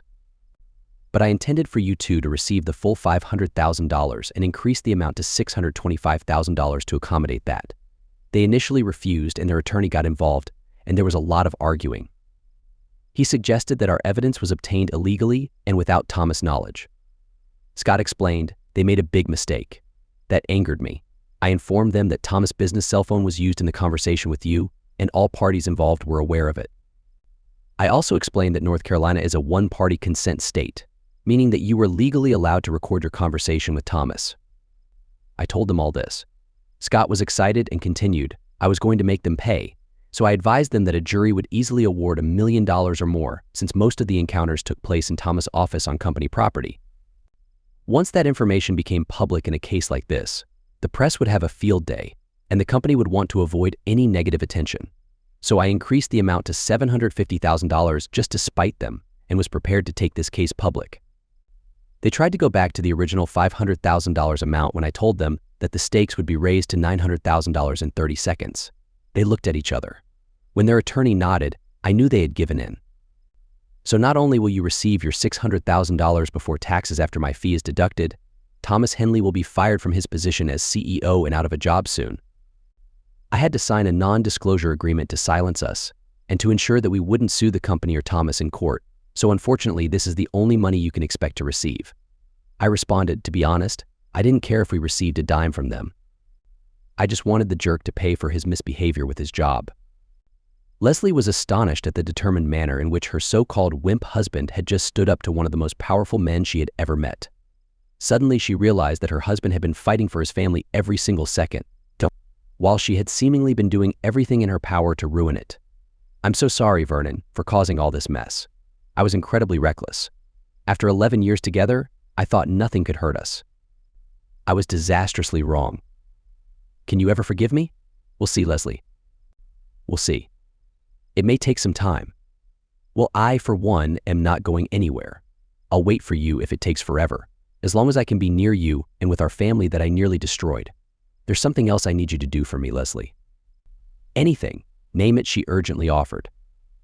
I want you to go shopping at Walmart. Take this envelope containing $1,000 in cash. I want you to purchase a whole new wardrobe from scratch. Of course, I'll do as you say, but why? Why would you want me to do that? She questioned. Your clothing. I have no idea, nor do you exactly what that jerk has touched of yours. This weekend, I will provide enough boxes and bags for you to pack every piece of clothing that you own into. Then I'll donate it all to Goodwill. My first instinct was to get rid of it all, but others do not have the same aversion that I do to him having touched your clothing. Everything goes, everything, you understand? She looked down and nodded yes. Good. This is just a start. Of course, I'll let you purchase new clothing from other stores over time.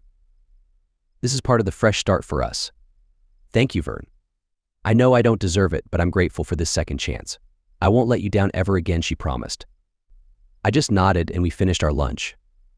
The next day, I found myself face to face with my old college roommate. It's good to see you again, Ethan. How are things with you and your family? Great, Vern. My wife's driving me crazy, and my kids are driving me insane, Ethan said with a chuckle. Oh, so it's the same old, huh? I said back with a grin. I get the feeling that you have more to meet with me about than just the regular catching up. Am I right? Ethan asked. You are perceptive as usual, Ethan. I have been giving some serious thought to your offer of employment in the engineering department. Is the opportunity you spoke of with me the last time we met still available? You bet it is. All I have to do is make one phone call and you're in. Are you for real? Are we finally going to be able to work together again? If you'll have me. I think I'm ready for the change. If you don't mind my asking, what prompted you to jump ship? The last time we spoke, you were talking about your perfect life. Well, a lot of things have happened since then, I'm afraid, and some things have happened at work with management that I found unacceptable. I'd rather leave it at that for now if you don't mind. Of course, Vernon. I understand. Whatever the reason is, I'm glad it happened. Their loss is going to be our gain. I'm looking forward to getting the dynamic duo back together again. Say, why don't you come in next Monday and meet with our HR people? You can seal the deal then. I'll have everything ready to go for you in your new office and company car before you arrive. Would that be okay, buddy? More than okay, Ethan. I'm excited about it too. As I mentioned before, we will match your old salary to start, but there's nowhere to go but up from there. I'll be there Monday morning. Thanks again for your friendship. We shook on the deal. For the next 3 months, Leslie and I played house. I still slept separately from her, but we both were very involved parents to our children, which provided a sense of normalcy in our eyes. Somehow, the copies of the DVD and audio recordings mysteriously made their way to Louise Henley, Thomas' wife. In addition to the indiscretions, she was very unhappy with the many insulting remarks he had made about her to Leslie as they talked. Needless to say, she took him to court. I never revealed to Leslie how I came by my knowledge of their private conversations. She suspected a private investigator but never saw any reports or invoices for their services. I still checked her purse recording from time to time to make sure there was no further contact between her and the jerk. Someone said that Tom had left town. Well, good riddance, I thought. After 3 months of Leslie being the perfect wife and mother, I began to thaw from keeping her at a distance. We were very cautious at first, just going through the motions. Leslie didn't care about herself but made sure that I was satisfied every time, and we eventually reconnected as a couple once more. However, one thing still bothered me, and I just couldn't shake it, perhaps due to the video. I told her never to mention certain things to me again. She agreed, but she slipped once. Upon reflection, realizing she had been mistreated made it easier to forgive her. I had tentatively considered living a loveless life with Leslie in the same house, as my sacrifice for the sake of my children, even if she continued disloyalty, as advocated by Irene in that dance hall and my pastor. But I ended up regaining a loving wife who I honestly believed would never stray again. Life was good. Not perfect, but good.